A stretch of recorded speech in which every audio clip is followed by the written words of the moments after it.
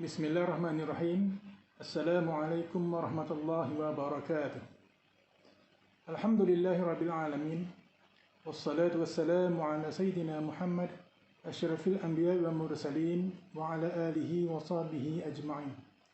Rabbi shrah li sadri wa yassir li amri wahlul 'uqdatam min lisani yafqahu qawli.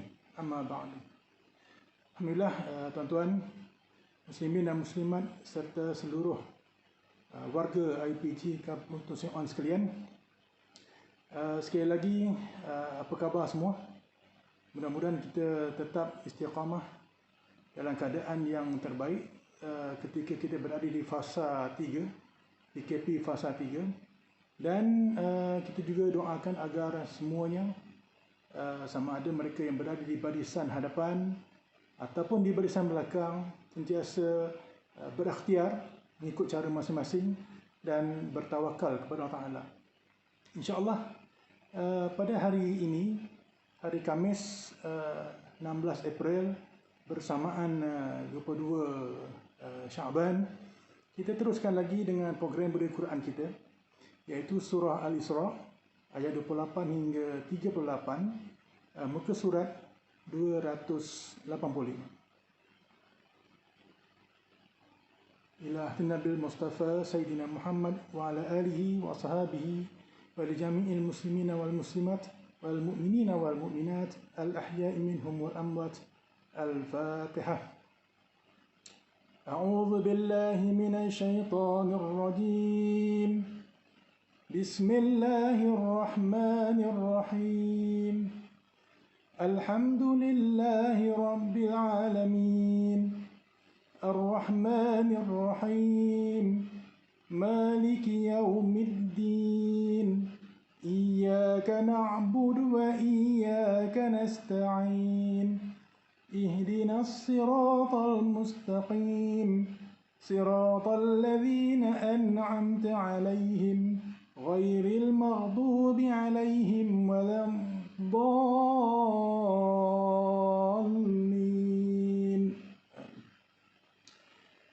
Sekali lagi, tuan-tuan, puan-puan, muslimin dan muslimat yang dirahmati Allah, kita akan membaca surah Al-Isra ayat 28 hingga 38 insya-Allah di muka surat 285.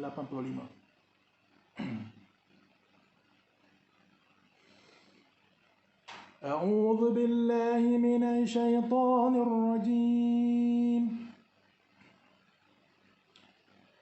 Bismillahirrahmanirrahim.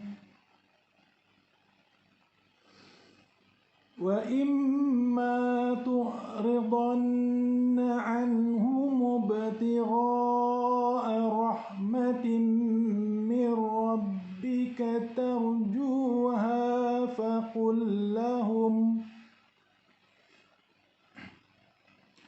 فقل لهم قولا ميسورا.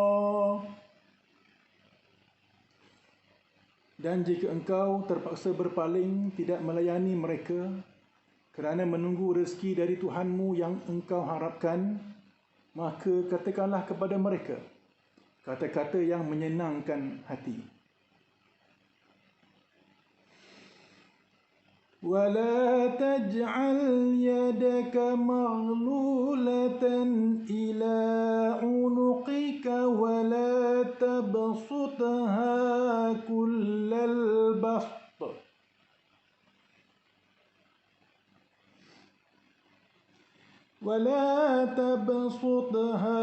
كُلَّ الْبَسْطِ فَتَقْعُدَ مَلُومًا mahsura. Dan janganlah engkau jadikan tanganmu terbelenggu di lehermu, dan janganlah pula engkau menghulurkannya dengan sehabis-habisnya, kerana akibatnya akan tinggallah engkau dengan keadaan yang tercela serta kering keputusan.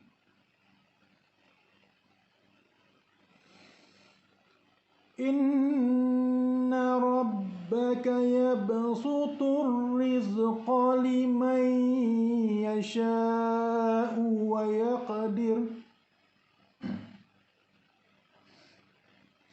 innahu kana bi'ibadihi khabiran basira. Sesungguhnya Tuhanmu lah yang meluaskan rezeki bagi sesiapa yang dikehendakinya menurut undang-undang peraturannya. Dan ia juga yang menyempitkannya menurut yang demikian. Sesungguhnya ia, iaitu Allah, maha mendalam pengetahuannya, lagi maha melihat akan hamba-hambanya. وَلَا تَقْتُلُوا أَوْلَادَكُمْ خَشْيَةَ إِمْلَاقٍ نَحْنُ نَرْزُقُهُمْ وَإِيَّاكُمْ إِنَّ قَتْلَهُمْ كَانَ خِطْئًا كَبِيرًا. Dan janganlah kamu membunuh anak-anak kamu kerana takutkan kepapaan. Kamilah yang memberi rezeki kepada mereka dan kepada kamu. Sesungguhnya perbuatan membunuh mereka adalah satu kesalahan yang besar.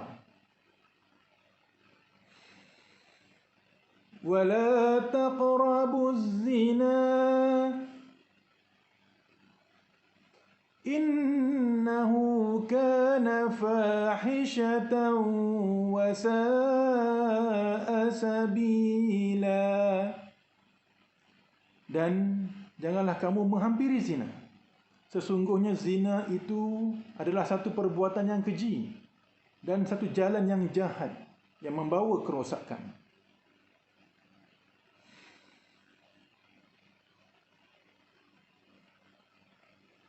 وَلَا تَقْتُلُوا النَّفْسَ الَّتِي حَرَّمَ اللَّهُ إِلَّا بِالْحَقِّ وَمَنْ قُتِلَ مَظْلُومًا فَقَدْ جَعَلْنَا لِوَلِيِّهِ سُلْطَانًا فَلَا يُسْرِفْ فِي الْقَتْلِ innahu kana mansura.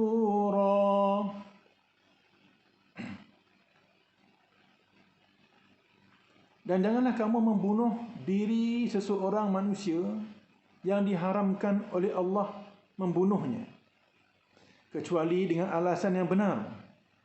Dan sesiapa yang dibunuh secara zalim, maka sesungguhnya kami telah menjadikan warisannya berkuasa menuntut balas. Dalam pada itu, janganlah ia melampau dalam menuntut balas bunuh itu, kerana sesungguhnya ia adalah mendapat sepenuh-penuh pertolongan mengikut hukum syarak.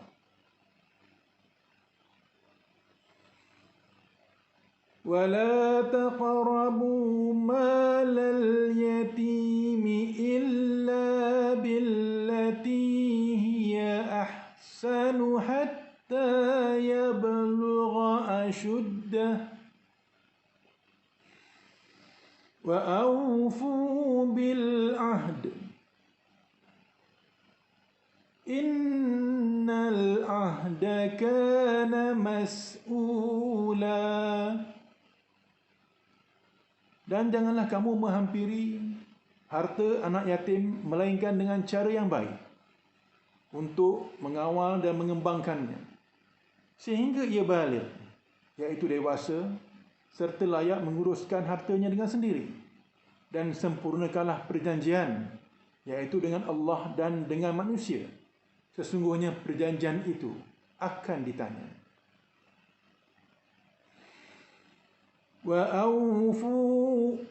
وَأَوْفُوا الْكَيْلَ إِذَا كِلْتُمْ وَزِنُوا بِالْقِسْطَاسِ الْمُسْتَقِيمِ ذَلِكَ خَيْرٌ وَأَحْسَنُ تَأْوِيلًا. Dan sempurnakanlah sukatan apabila kamu menyukat, dan timbanglah dengan timbangan yang adil. Yang demikian itu baik dari aspek kesannya bagi kamu di dunia, dan sebaik-baik kesudahan iaitu yang mendatangkan pahala di akhirat kelak. وَلَا تَقْفُ مَا لَيْسَ لَكَ بِهِ عِلْمٌ إِنَّ السَّمْعَ وَالْبَصَرَ وَالْفُؤَادَ كُلُّ أُولَئِكَ كَانَ عَنْهُ مَسْئُولًا. Dan janganlah engkau mengikut apa yang engkau tidak mempunyai pengetahuan mengenainya. Sesungguhnya pendengaran dan penglihatan serta hati, semua anggota-anggota itu akan ditanya tentang apa yang dilakukannya. وَلَا تَمْشِ فِي الْأَرْضِ مَرَحًا إِنَّكَ لَن تَخْرِقَ الْأَرْضَ وَلَن تَبْلُغَ الْجِبَالَ طُولًا. Dan janganlah engkau berjalan di bumi dengan berlagak sombong, kerana sesungguhnya engkau tidak akan dapat menembusi bumi dan engkau tidak akan dapat menyamai setinggi gunung ganang. Kullu dzalika kana sayyi'uhu 'inda rabbika makruha. Dan tiap-tiap satu perintah itu menyalahinya adalah kejahatan yang dibenci di sisi Tuhanmu. Sadaqallahul azim. Alhamdulillah, tuan-tuan, puan-puan, muslimin dan muslimat, khususnya warga IPG Kampus Nur On yang dirahmati Allah sekalian, kita telah pun berjaya membaca beberapa ayat surah Al-Isra ayat 28 hingga 38. Dan marilah kita seperti biasa kongsikan terlebih dahulu tentang hukum-hukum tajwid yang terdapat dalam ayat-ayat yang kita telah bacakan tadi. Jadi antaranya dalam ayat yang ke-28 yang kita boleh perhatikan di sini ialah bacaan pada rahmatim mir rabbika. Ha itu dibaca secara lembut, kerana kita perlu berhati-hati di sini supaya tidak membacanya dengan menjadikan ha ini ialah seperti ha simpul, rahmah. Kemudian kita lihat pada bacaan yang seterusnya, iaitu tarjuha. Rahmatim mir rabbika tarjuha. Ra itu dibaca secara tebal, ya, ra bertanda mati, dan sebelumnya ialah ada huruf yang berbaris di atas. Jadi ra dibaca secara tafkhim, tebal. Kemudian tuan-tuan, ayat yang ke-29, iaitu pada kalimat maghlulah. Kita kena sebut huruf ghain dengan tepat.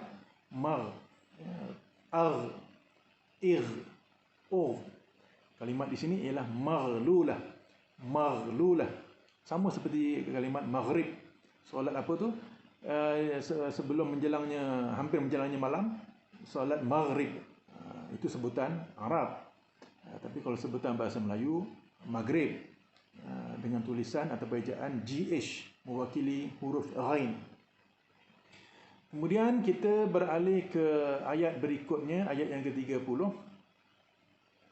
Kita membaca di sini dengan bacaan secara qalqalah sughra, yab, kemudian ada huruf sin berbaris hadapan, yabsu, yabsutu.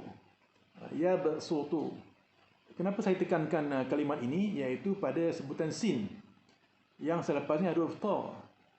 Kebimbangannya ialah sin itu kadang-kadang dilafazkan dengan huruf sad kerana disebabkan bacaan ta yang tebal. Yabsutu, itu adalah bacaan yang betul. yang menjadi kebimbangan kita ialah apabila sin itu dibaca dengan sad, yabsu, yabsu, yabsutu. Jadi sedangkan huruf sin, yabsu, su, sa, si, su, yabsu. Baik. Seterusnya ialah kita lihat ayat yang berikutnya, ayat 31. Di sini kita akan baca pada kalimat imlaq. Dalam Rasam Osmani, tanda bacaan panjang dinyatakan dalam beberapa bentuk, antaranya ialah dengan tanda baris tegak ataupun tanda tegak, seperti yang ada di kalimat ini, imlaq. Jadi hukum di sini ialah sama juga dengan hukum yang kita baca dalam surah Al-Fatihah contohnya. Alhamdulillahi Rabbil Alamin. Min.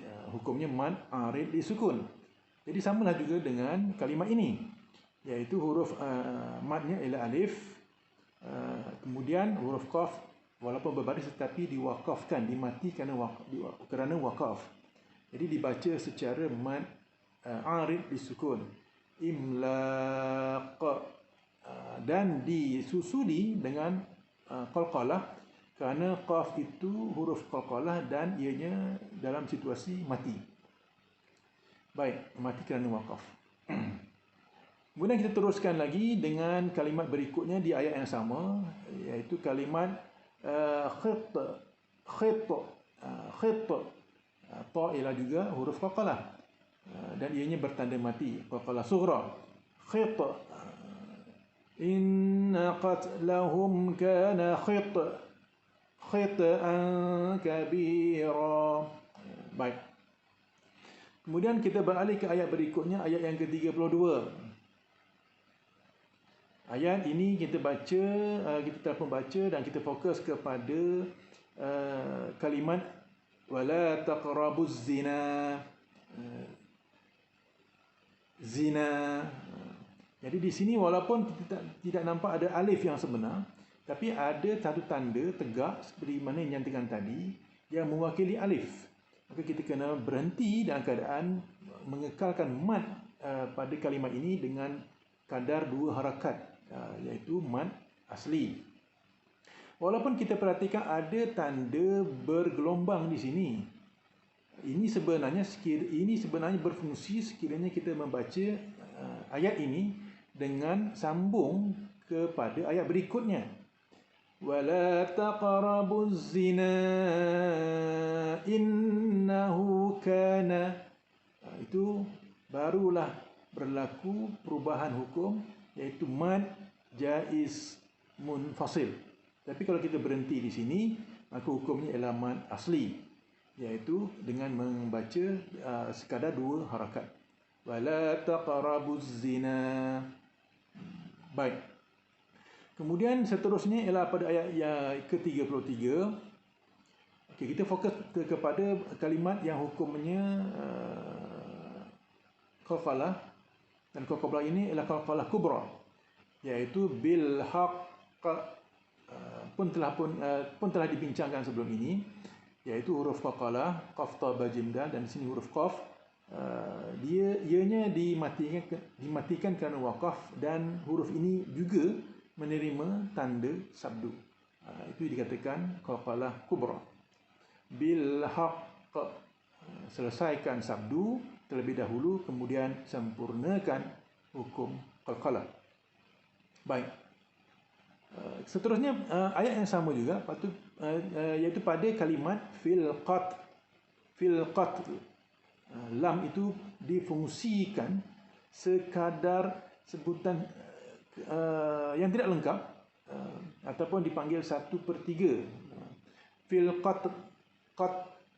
qat, ta ini bersifat hams qat. Kemudian terus nak menuju kepada sebutan lam.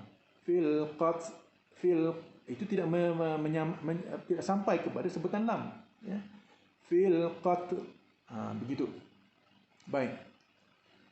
Kemudian ayat yang ke-34, kita baca sehingga kepada ayat wa aufu bil ahd. Di sini kita berhenti pada bacaan bil ahdi dengan menyempurnakan sebutan dal secara qalqalah, kerana dal dimatikan kerana waqaf. Jadi dal ni apabila mati maka ia berlaku qalqalah dan kita sempurnakan qalqalah tersebut bil ahd. Baik. Seterusnya ayat yang ke-35, tidak ada perkara besar yang berlaku di sini, cuma perlu berhati-hati dalam menyebut kalimat bil qistasi. Bil qistasil mustaqim. Bil qista. Sama juga dengan perbincangan sebelum ini, iaitu kita bimbang sin menjadi sad kerana dipengaruhi oleh sebutan ta yang disebut secara tebal. Kita takut jadi bunyi seperti ini. Bil qista. Itu yang kita kena hati-hati. Bil qistasil mustaqim. Ayat yang ke-36 sama juga dengan sebelum ini, iaitu apabila diwakafkan satu kalimat manakala huruf akhir itu berbaris, kita kena sempurnakan juga hak huruf tersebut, iaitu ilmun. Bila mim itu dimatikan, ilm, bibir kita terus tutup sebab nak mewakili sebutan mim. Wala taqafu ma laysa laka bihi ilm. Tidak boleh il sahaja. Itu sudah mengabaikan ataupun tidak memberi hak kepada huruf mim.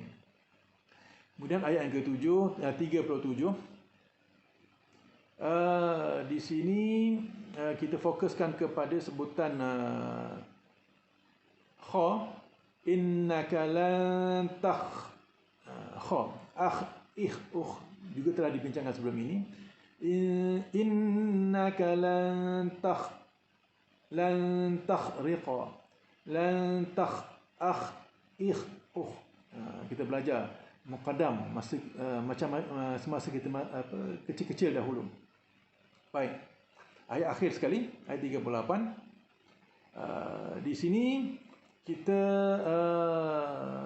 menekankan kepada bacaan kullu dzalika kana sayyi'uhu, iaitu pastikan hukum tasydid ini disempurnakan dengan sebaik-baiknya. Seolah-olah ada dua ya. Ya yang pertama bertanda mati, ya yang kedua berbaris bawah. Sayyi'uhu. Perkara ini kadang-kadang berlaku kesilapan apabila kita membaca dengan agak laju. Jadi sama ada bacaan itu laju ataupun sedang ataupun perlahan, pastikan hak hukum tajwid ini tetap disempurnakan. Okey, baik tuan-tuan, puan-puan, muslimin dan muslimat yang dirahmati Allah, itu tentang hukum tajwid. Dan insya-Allah kita akan teruskan perbincangan kita mengenai tafsir Al-Quran bagi ayat yang kita bacakan ini, iaitu ayat 28 hingga 38. Pada minggu lepas telah pun kita bincangkan satu perbahasan yang menarik, iaitu Allah telah memberi panduan kepada kita bagaimana membina masyarakat Muslim yang berkualiti. Di sana ada 6 asas dan kita telah pun membincangkan 4 daripadanya. Iaitu yang pertama sekali, mentauhidkan Allah Subhanahu Wa Taala. Ini yang kita telah bincangkan pada minggu lepas. Kemudian asas yang kedua, kita berbuat baik kepada kedua ibu bapa. Ada kesilapan sedikit maklumat di sini. Ya. Dan kemudian asas yang ketiga, memberi hak kepada kaum kerabat, memberi hak kepada golongan miskin, memberi hak kepada golongan ibnu sabil. Maka dan hak yang keempat, asas yang keempat, iaitu elakkan pembaziran. Elakkan pembaziran. Dan hari ini kita akan sambung 2 lagi asas tersebut. Apakah asas-asas itu? Ianya telah pun kita baca dalam ayat yang ke-28. Wa imma tu'ridanna anhum ibtigha'a rahmatin min rabbika tarjuha faqul lahum qawlan maysura. Berkait dengan 3 golongan tadi, Kita nak kena beri hak kepada golongan kaum kerabat, kena beri hak kepada golongan miskin, kepada ibnu sabil. Tiba-tiba pada masa yang sama kita sendiri menghadapi kesulitan dan tidak mampu untuk memberi hak-hak yang sewajarnya kepada golongan-golongan tadi. Jadi, kita kena pastikan diri kita kekal dengan akhlak-akhlak yang dituntut dalam Islam, iaitu memberikan kata-kata yang baik, yang menyenangkan mereka. Dengan kata lain, tidak menyakitkan hati mereka. Mereka juga berhajat. Masa yang sama, kita juga dalam keadaan kesempitan dan kesulitan. Ini yang diajarkan oleh Allah SWT melalui Al-Quran, iaitu cara-cara, kaedah berkomunikasi dengan manusia. Qaulam maisura. Ini yang dikatakan tadi sebagai asas kepada pembinaan masyarakat Islam yang berkualiti, iaitu berkomunikasi dengan cara yang menyenangkan. Baik tuan-tuan, bila menyebut tentang komunikasi ini, sebenarnya Allah telah memberi panduan yang cukup lengkap kepada kita untuk kita berkata-kata, berkomunikasi dengan penuh adab dan akhlak yang mulia. Antaranya ialah yang pertama sekali, iaitu qaulan ma'rufa, berkomunikasi, berkata-kata dengan kata-kata yang baik-baik. Jadi ayat ini berkaitan dengan mereka yang disebut sebagai sufaha dari aspek harta, yang belum sampai sempurna akal untuk menguruskan harta. Maka untuk mewujudkan suasana komunikasi yang baik antara kita yang berpengetahuan dengan mereka yang belum sempurna akal untuk menguruskan harta, maka Allah telah ajarkan kepada kita agar kita kekalkan dengan berkomunikasi ataupun berkata kepada mereka dengan kata yang baik. Qaulan ma'rufa. Itu yang pertama. Baik. Yang kedua ialah qaulan sadida, iaitu mengeluarkan kata-kata yang betul. Ini juga berkait dengan mereka yang menguruskan anak-anak yatim. Jadi di sini perlu adanya komunikasi yang terbaik, iaitu Allah ajar kepada kita wal yaqulu qaulan sadida, dan berkatalah kepada mereka dengan perkataan yang betul, yang benar, yang tepat. Maknanya dengan kata lain, kita tidak boleh bercakap perkara-perkara yang dusta. Ini juga bertepatan dengan sifat wajib bagi Rasul, iaitu siddiq. Yang lawannya ialah kazib, iaitu dusta. Baik. Kemudian yang ketiga ialah qaulan balighan. Ini dalam konteks qaulan balighan ini, iaitu kata-kata komunikasi yang boleh memberi kesan kepada mereka yang berpaling daripada ajaran Allah Subhanahu Wa Taala. Maka konteks ini ialah berdakwah dengan cara yang baik, memberi nasihat. Maka itu semua memerlukan kepada satu komunikasi. Dan komunikasi yang dituntut di sini ialah komunikasi kata-kata yang memberi kesan. Sebagai contoh, kata-kata Nabi Muhammad SAW apabila berdakwah, sama ada kepada golongan Muslim ataupun golongan yang bukan Muslim. Begitu juga dengan kata-kata Nabi Ibrahim AS kepada umatnya, yang mana semuanya itu amat memberi kesan yang mendalam kepada mereka yang hendak berfikir. Baik. Yang keempat ialah qaulan karima, iaitu berkata-kata secara mulia, sopan santun. Di sini berkait dengan ayat yang telah kita bacakan pada minggu lepas, iaitu berbakti kepada kedua ibu bapa. Antaranya ialah jangan tengking, jangan kata kasar, jangan berlaku kasar.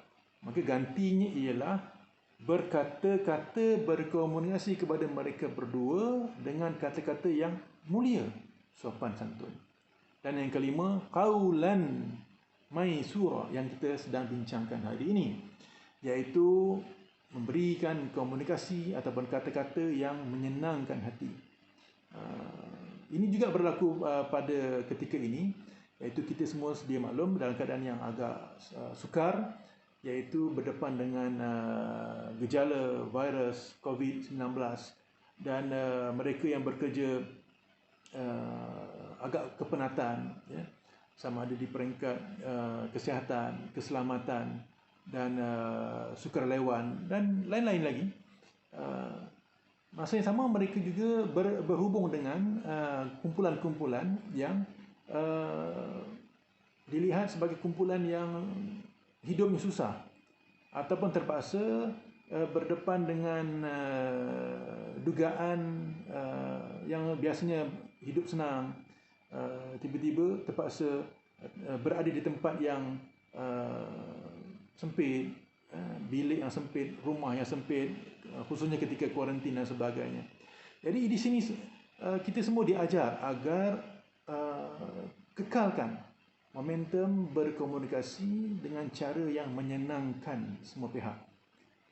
InsyaAllah lain-lain respon itu kita kembalikan kepada sifat sabar, tabah, dan kuatkan semangat, dan serta berdoa dan akhirnya bertawakal kepada Allah Ta'ala apabila berurusan dengan manusia.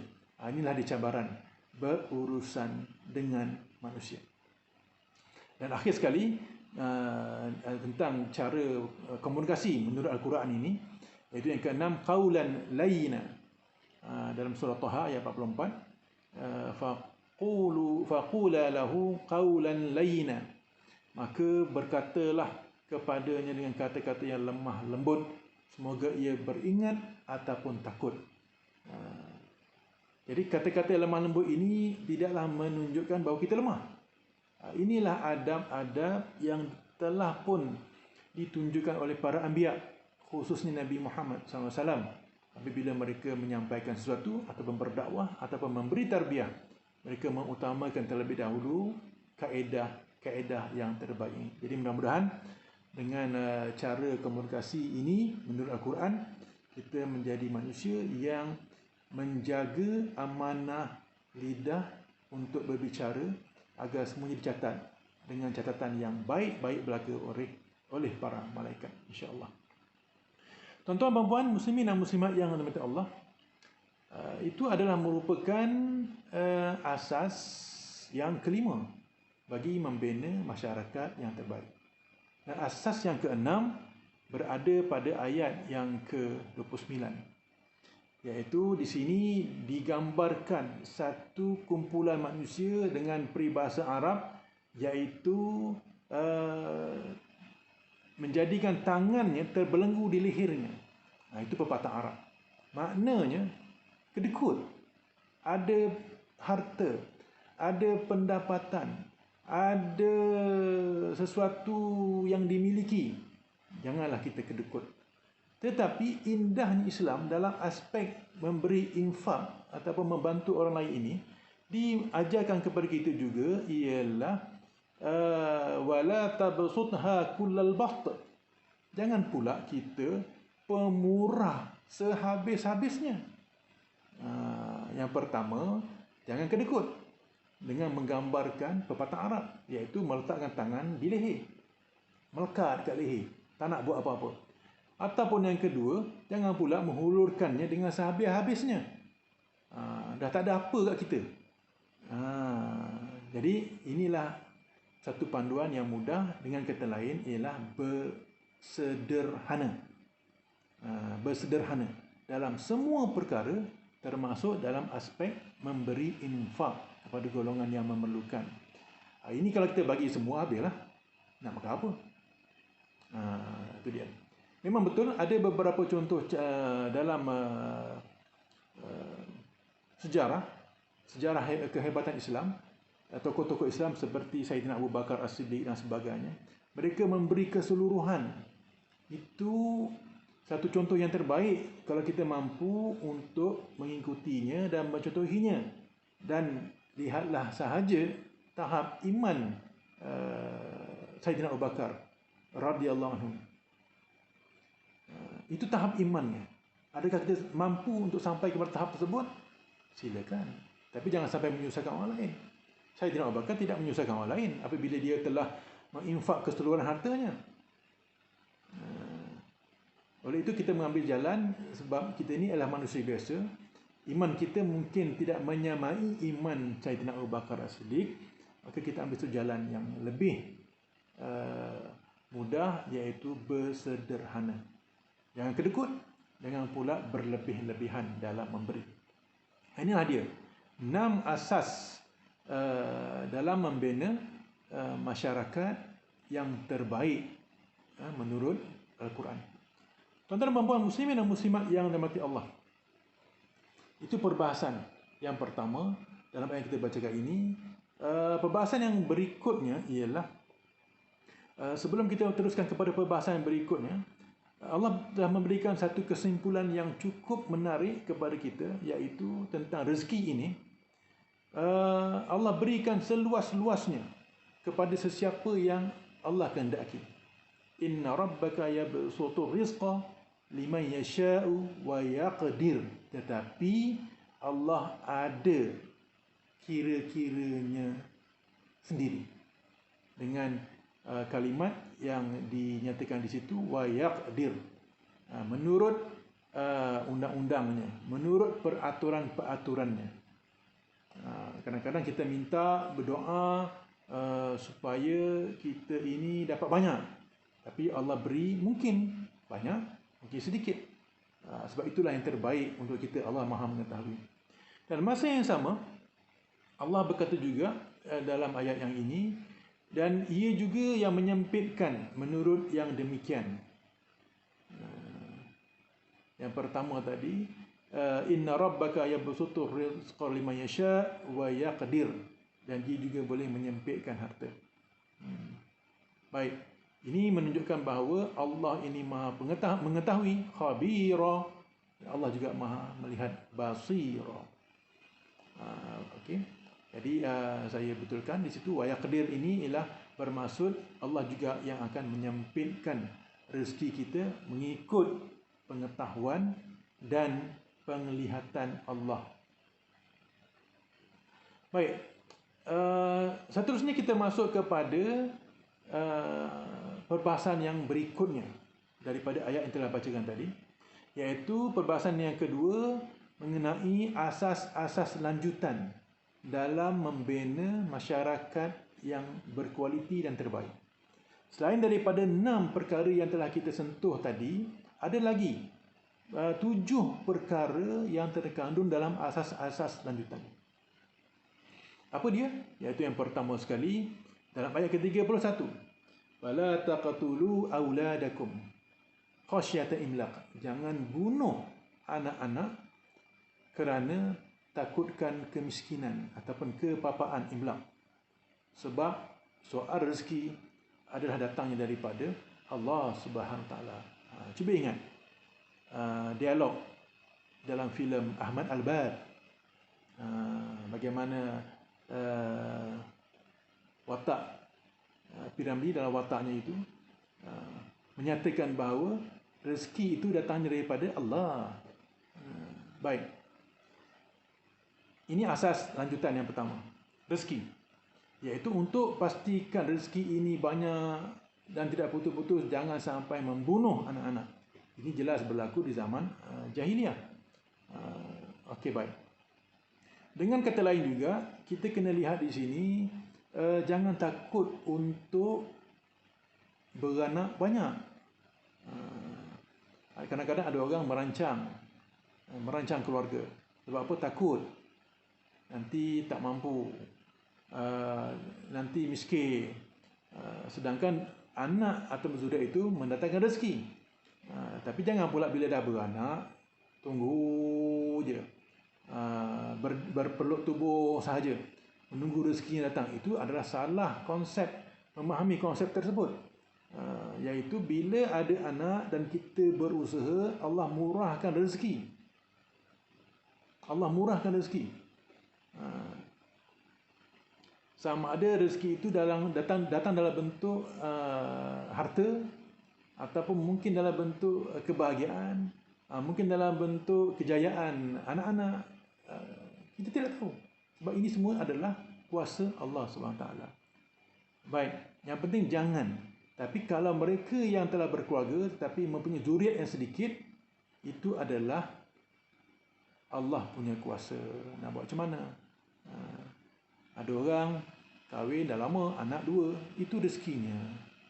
Ada orang kahwin sekejap, anak dah nak masuk 6, itu rezekinya. Yang penting kita kena pastikan tidak ada sekelumit dalam diri kita untuk kaitkan merancang keluarga ini dengan rezeki. Konon-kononnya itu semuanya adalah daripada tangan-tangan kita. Jangan lupa, rezeki daripada Allah SWT. Kita kena berikhtiar, berusaha, dan akhirnya bertawakal. Kemudian asas lanjutan berikutnya ialah wala taqrabuz zina. Jangan hampiri zina. Tuan-tuan, zina ini banyak disebut dalam Al-Quran, termasuk dalam ayat yang lain, yang ayat permulaannya hampir sama dengan ayat yang telah kita bacakan ini, diikuti dengan hukumnya. Cuma di sini penjelasannya ialah perbuatan zina ini adalah perbuatan yang fahisyah, perbuatan yang sangat keji, dan sabila, yang cukup jahat. Bagaimanakah zina ini boleh merosakkan sistem masyarakat? Iaitu apabila berlakunya sama ada bertambahnya zuriat yang tidak bernasab ataupun tidak berzuriat, ia tetap membawa kepada kerosakan sistem masyarakat. Iaitu tidak lagi menghormati sistem masyarakat yang diasaskan melalui perkahwinan yang sah menurut syarak. Kemudian kalau ianya berlaku bertambahnya zuriat yang tanpa nasab ini, maka zuriat-zuriat ini akan menyebabkan satu gejala baru dalam sistem masyarakat, iaitu menyebabkan peribadi mereka, tingkah laku mereka akan berlaku sesuatu yang dikatakan sebagai kerosakan akhlak yang sedikit sebanyak berpunca daripada tidak mendapat pendidikan daripada ibu bapa yang sebenar, melalui kasih sayang, melalui penjagaan yang rapi, melalui hak-hak yang disempurnakan oleh ibu bapa yang sebenar. Jadi mereka tersisih. Kebanyakannya memilih untuk berada di jalan kehidupan yang merosakkan. Sebahagian lain boleh diperbaiki. Tapi adakah kita mahu sistem masyarakat seperti ini?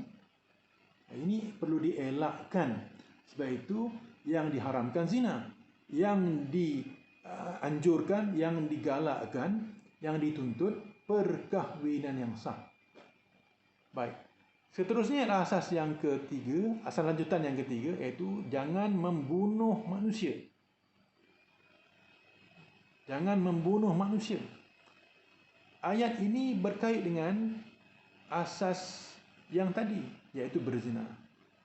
Apabila berlaku perzinaan, maka kadang-kadang terhasillah anak di luar nikah yang tak diterima oleh pasangan yang berzina. Sebahagian daripada mereka berhasrat, ini yang dikatakan tadi, membunuh jiwa. Wa'iyyazubillah. Dosa yang pertama tak selesai, zina, datang dosa yang kedua, membunuh. Dan dalam konteks yang lain juga, untuk menjadikan sistem masyarakat yang terbaik, tidak boleh jiwa manusia itu suka-suka dibunuh, suka-suka dihapuskan. Contoh, kita ada jiran yang mungkin ada masalah kita, maka kita pun memilih jalan untuk membunuhnya. Berlaku. Kadang-kadang ianya bukan disebabkan sengaja, tidak sengaja, bunuh tanpa niat, tapi akhirnya berlaku kematian. Ini yang boleh merosakkan sistem masyarakat yang terbaik. Melainkan bil haq, bunuh kerana perkara-perkara yang hak, seperti memang dia sudah ada kesilapan membunuh dan pemerintah menjalankan hukuman bunuh ke atasnya, dibagi kisos. Itu boleh. Kita tak boleh mengambil nyawa suka-suka. Baik. Kemudian asas lanjutan yang berikutnya iaitu jangan hampiri harta anak yatim, melainkan dengan jalan yang terbaik sehingga sampai usia yang tertentu untuk mereka sempurnakan harta mereka sendiri, ataupun dengan kata lain telah pun baligh. Kita sedia maklum tak semua manusia ini hidupnya senang. Ada ibu, ada bapa, sampai bila-bila. Sebahagian mereka kehilangan ibu atau bapa atau kedua-duanya sekali. Maka mereka, walaupun kehilangan ibu bapa, mereka mewarisi harta. Cuma mereka masih kecil. Jadi harta itu diamanahkan oleh kepada seseorang. Jadi seseorang yang menerima amanah ini kena perhatikan asas ini dalam membina hubungan masyarakat yang terbaik, iaitu uruskan dengan cara yang paling baik, ahsan, bila sampai masa yang sewajarnya, iaitu umur baligh. Dengan kata lain juga, dalam ayat yang ke-34 ini, mereka yang menjaga amanah harta anak yatim ini perlu juga melengkapkan satu lagi sifat, iaitu wa'aufu bil ahd. Sempurnakan janji. Orang yang memegang amanah menjaga harta anak yatim ini ialah mereka yang telah berjanji dengan pemberi amanah.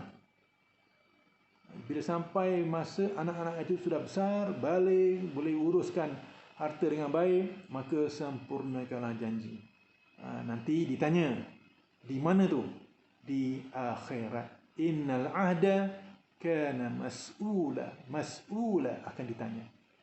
Adakah sanggup kita ditanya, sedangkan kita di dunia telah pun makan harta anak yatim. Wal'iyazubillah.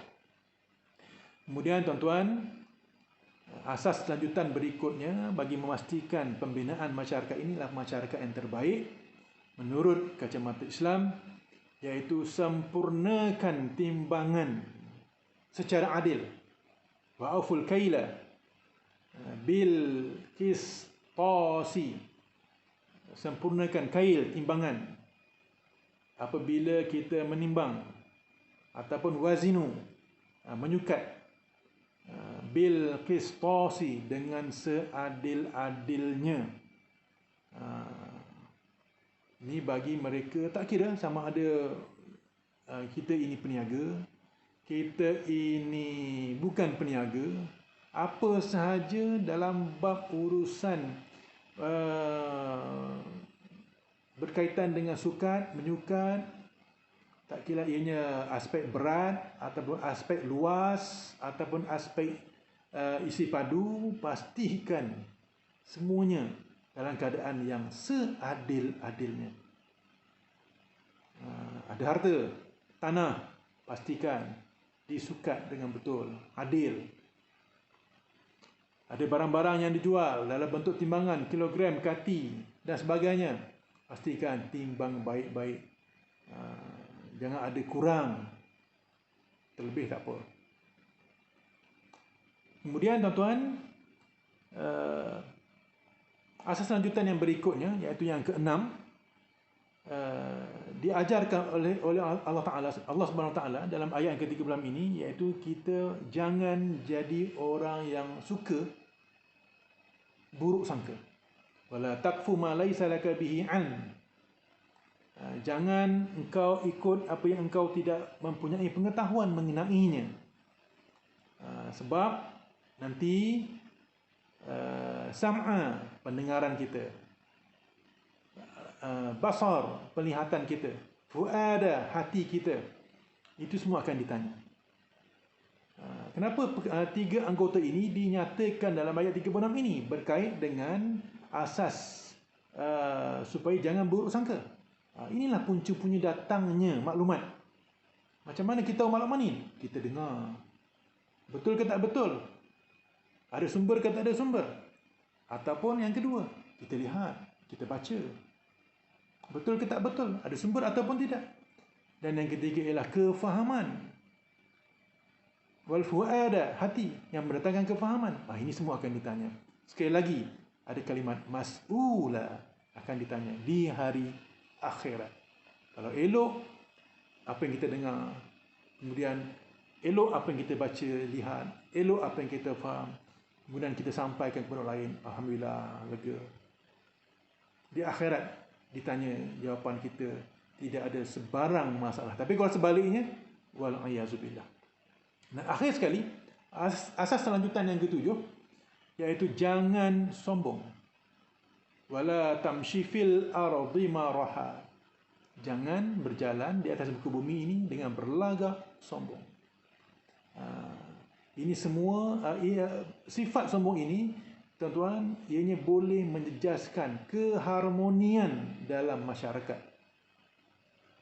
Sebab itu gantinya ialah sentiasa memberi ucapan salam, bibir kita sentiasa terukir dengan senyuman, sentiasa berkata dengan lemah lembut, tak kira kita ini duduk di level mana sekalipun, sama ada kayangan ataupun bumi ataupun di mana-mana sahaja, yang penting kita akan sentiasa berakhlak mulia sebagaimana yang telah ditunjukkan oleh Nabi Muhammad SAW. Walaupun Nabi seorang pemerintah, walaupun Nabi seorang ketua kerajaan, walaupun Nabi seorang rasul, walaupun Nabi seorang yang dikagumi ramai, tetapi Nabi sentiasa berkata dengan lemah lembut kepada semua golongan, semua pihak, yang akhirnya ia menjadi manusia yang terbaik sehingga ditulis dalam satu buku 100 individu yang terbaik di atas muka bumi ini, dan nombor 1 penulis tersebut meletakkan Nabi Muhammad sallallahu alaihi wasallam. Jadi tuan-tuan, inilah dia 7 asas lanjutan bagi memastikan masyarakat kita adalah masyarakat yang terbaik, iaitu jangan bunuh anak, jangan berzina, jangan bunuh orang tanpa hak, perkara yang hak, jangan selewengkan harta anak yatim, adil dalam timbangan, sukatan, jangan buruk sangka, dan yang akhir, jangan sombong.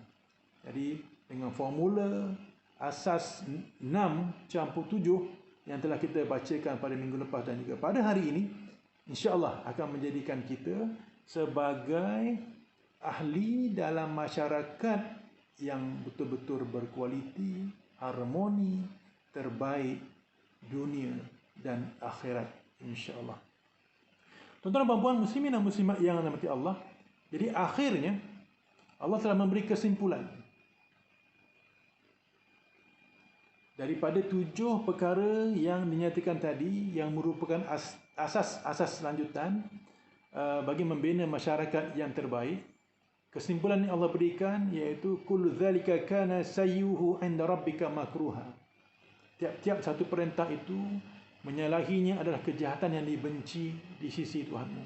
Kita kena akur. Mana-mana perkara yang berbentuk suruhan kita ikut, kita kena akur.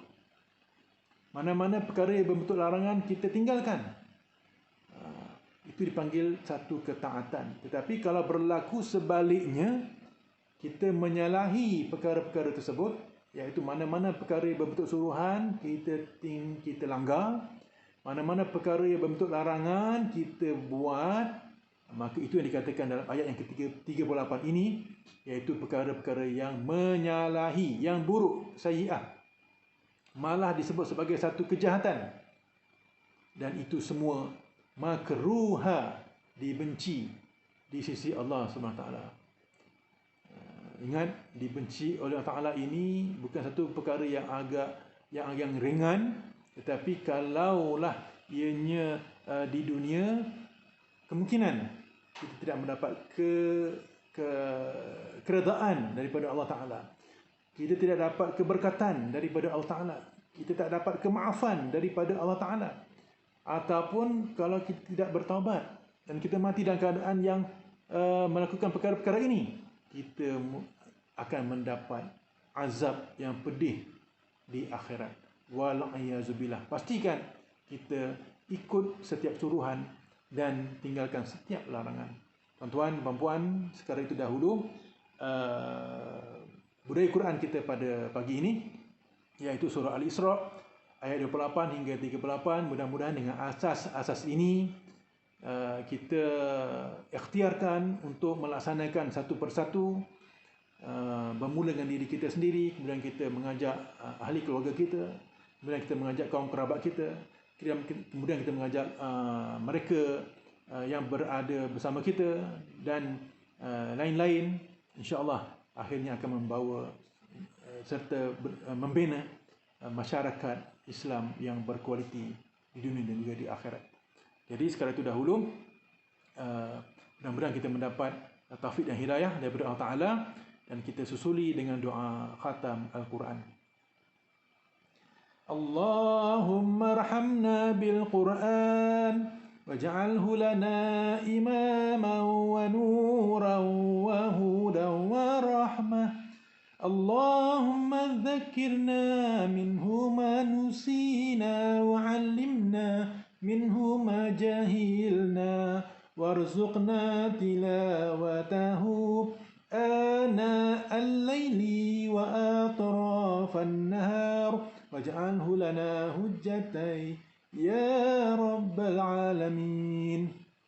Jadi marilah kita sama-sama mengambil manfaat daripada keberadaan kita di musim PKP fasa 3 ini, dengan mengisi masa dengan sebaik-baiknya, sentiasa mendekatkan diri kepada Allah Ta'ala, sentiasa memberi nasihat yang baik kepada mereka yang berada di sekeliling kita, sentiasa memberi bantuan kepada mereka yang telah membantu kita di mana sahaja, sekurang-kurangnya berdoa kepada mereka ataupun menghulurkan bantuan secara atas talian.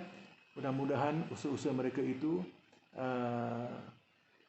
mendapat ketenangan dan kesegaran, walaupun penat, walaupun mereka yang berada di baris hadapan ini keletihan. InsyaAllah dengan bantuan yang sedikit daripada kita ini mampu memberikan kebahagiaan kepada mereka, insyaAllah. Jadi sekadar itu dahulu, tuan-tuan, puan-puan, muslimin dan muslimat, warga, khususnya warga IPG KTSO, kekalkan berada di rumah, itu yang sebaik-baiknya, melainkan ada keperluan di luar. InsyaAllah dengan kesepakatan kita ini, kita dapat memutuskan rangkaian atau rantaian virus COVID-19. Jadi kita tangguhkan dahulu dengan tasbih kafarah serta surah Al-Asr. Subhanakallahumma wa bihamdika asyhadu an la ilaha illa anta astaghfiruka wa atubu ilaik. Bismillahirrahmanirrahim. Wal 'asr innal insana lafi khusr illa alladhina amanu wa 'amilus solihati wa tawasaw bil haqqi wa tawasaw bis sabr. Sadaqallahul azim. Wabillahi taufiq wal hidayah. Wassalamu alaikum warahmatullahi wabarakatuh.